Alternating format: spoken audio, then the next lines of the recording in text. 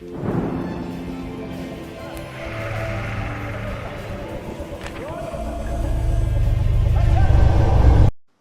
నమస్కారం.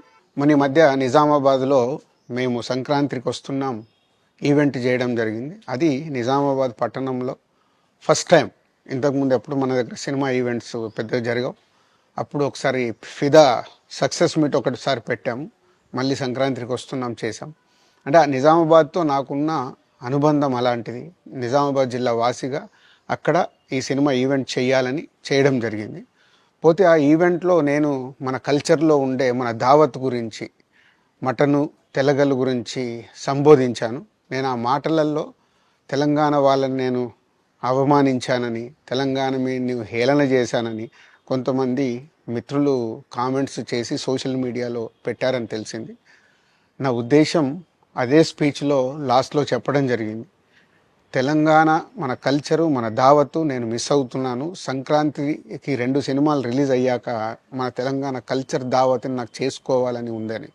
సో మన కల్చర్ని అభిమానిస్తాను నేను. అదే అర్థం చేసుకోకుండా దాన్ని కొందరు సోషల్ మీడియాలో రాద్ధాంతం చేస్తున్నారని తెలిసింది. నిజంగా మీరందరూ ఆ మాట వల్ల ఏదైనా హర్ట్ అయి ఉంటే నన్ను క్షమించండి. ఎందుకంటే నా ఉద్దేశం అది కాదు. ఎందుకు చెప్తున్నానంటే, నేను నిజామాబాద్ జిల్లా బాన్సువాడలో ఫిదా అనే సినిమా షూటింగ్ చేసి ప్రపంచవ్యాప్తంగా ఆ ఫిదా సినిమా ఎంత అప్లాజ్ వచ్చింది, భానుమతి క్యారెక్టర్కి, మన తెలంగాణలో ఉండే కల్చర్కి, ఆ సినిమా ఎంత ఒక ఫ్యామిలీ ఎమోషన్స్కి ఎంత విలువ ఇస్తామనేది చెప్పడం జరిగింది ఆ సినిమాలో. అది ప్రపంచవ్యాప్తంగా ఫిదా సినిమా ఎంత పెద్ద హిట్ అయిందో మీ అందరికీ తెలుసు. అలాగే బలగం అనే సినిమా తీసినప్పుడు తెలంగాణ సమాజం మొత్తం మమ్మల్ని అభినందించింది. తెలంగాణ ప్రజలందరూ ఆ సినిమాను ఆదరించి ఇది మా సినిమా అని గుండెలకు హత్తుకున్నారు. అన్ని రాజకీయ పార్టీలు ఆ సినిమాని అప్రిషియేట్ చేస్తూ మమ్మల్ని ప్రతి ఒక్క స్టేజ్ దగ్గర తీసుకెళ్ళి అభినందించారు అన్ని రాజకీయ పార్టీలు. సో ఒక తెలంగాణ వాసిగా ఒక తెలంగాణని అభిమానించే నేను తెలంగాణని హేళన చేస్తానని ఎలా అనుకున్నారో నాకు తెలియదు. పోతే దాంట్లో ఏదైనా మీ కమ్యూనికేషన్లో తప్పుగా అర్థమైంటే నన్ను క్షమించండి.